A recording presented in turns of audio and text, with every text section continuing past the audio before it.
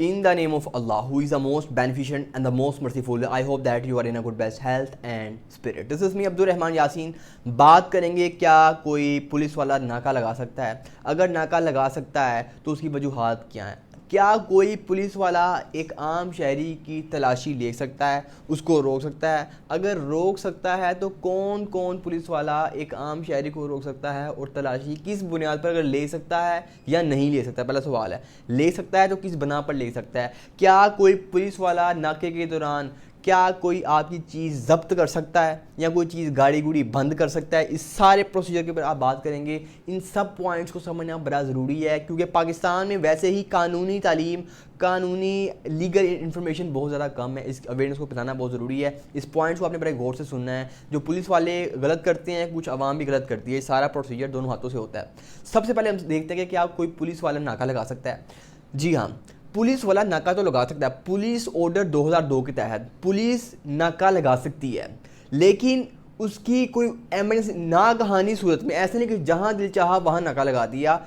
Police जो होगी वो किसी नागहानी सूरत में या किसी एमरजेंसी की सूरत में पुलिस नाका लगा सकती है. विदाउट एमरजेंसी पुलिस नाका नहीं लगा सकती. यानी कि फॉर इंस्टेंस किसी इलाके में जुर्म हो गया है, किसी इलाके में बड़ी डकैती हो गई है, किसी इलाके में चोरी हो गई है, या किसी इलाके में ख़तरा है कि अमन अमा जो है ना वो ख़तरे में पड़ सकता है. तो ऐसी सिचुएशन में या किसी एमरजेंसी की सूरत में ओनली ऑन पुलिस नाका लगा सकती है. अब पुलिस ने नाका तो लगा लिया, तो क्या पुलिस एक आम शहरी को रोकती है, क्या उसकी तलाशी ले सकती है. पुलिस ऑर्डर 2002 या एज वेल CRPC के तहत भी पुलिस के पास एक इख्तियार है. बात पूरी सुनिए आपने. पुलिस के पास एक इख्तियार है कि पुलिस एक आम शहरी को रोक सकती है. एक आम शहरी को रोक कर क्या तलाशी ले सकती है? बिल्कुल जी, तलाशी भी ले सकती है. लेकिन पुलिस जब एक आम, ये बात समझनी है आवाम के लिए, ये बात समझने के लिए, जब भी कोई पुलिस वाला आपको रोकेगा तो वो नाके के दौरान, पुलिस वाला अगर आपको रोकता है नाके के दौरान, तो वो आपकी तलाशी लेने से पहले यानी कि तलाशी लेने से कबल वो आपको सॉलिड रीज़न देगा, आपको वजूहात बताएगा. भाई ये वजह है, ये मजबूरी है जिसकी वजह से हमें तलाशी लेनी पड़ रही है. ऐसे नहीं है कि वो कहेगा रोको और तलाशी देना शुरू करो, और हमारी वहाँ भी ऐसी कहती है ले जी शुरू करें.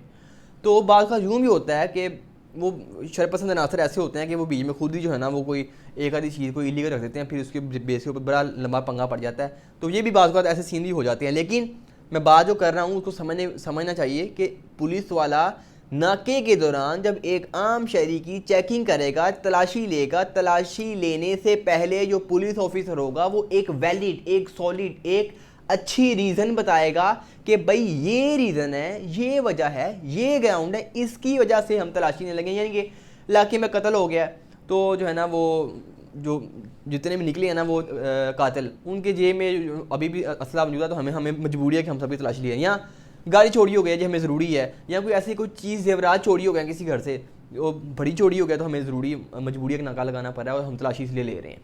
ये कोई भी, ये मैं मिसालें दे रहा हूँ ना, कोई भी रीज़न आपको दे सकती है. कोई रीज़न दे के वो तलाशी लेगी. ऐसा नहीं है कि विदाउट रीज़न पुलिस आपकी तलाशी नहीं कर सकती.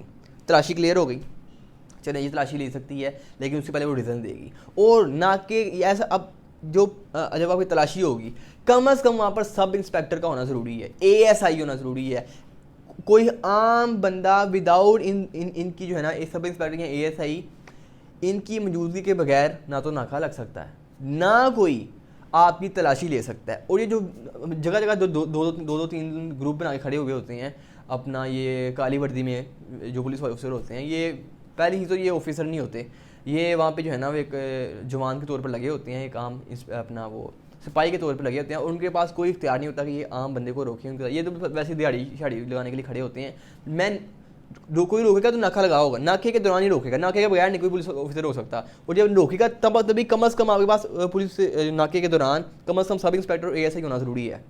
अदरवाइज चेकिंग नहीं कर सकता. चेकिंग के दौरान, चेकिंग से पहले आपको सॉलिड रीज़न देंगे. अब गाड़ी जब्त कर ली, गाड़ी बंद कर दी है, या कोई चीज़ हमारी रख ली है, या कोई असला पड़ा था असला रख लिया, या कोई आपके गाड़ी में या आपके बाइक में या आपके पास या आपके पॉकेट में कोई ऐसी चीज़ थी पुलिस ने रख ली है. अब ये इसका प्रोसेस सुनना है. हमारे यहाँ क्या होता है कि कोई भी पुलिस वाला आपको कहना ये गाड़ी बंद कर दें, गाड़ी बंद होगी, तो इसका मतलब ये नहीं कि आपने चाबी देके घर आ जाना है.